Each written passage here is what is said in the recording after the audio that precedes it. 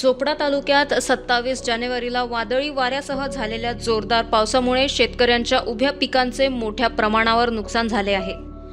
गारपीट आणि वादळी वाऱ्यामुळे कांदा, केळी, कापूस तसेच इतर हंगामी पिकांचे उत्पादन हातातून गेले आहे। अनेक शेतकऱ्यांची संपूर्ण पिके जमीनदोस्त झाली। नुकसानग्रस्त शेतकऱ्यांनी शासनाकडे तात्काळ पंचनामे करून आर्थिक मदतीची मागणी केली आहे।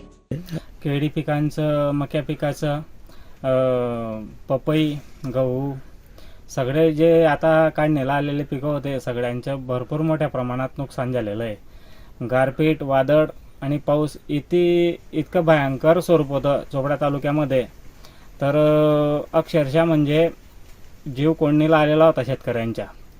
पूर्णपणे पडापड उडालेली होती।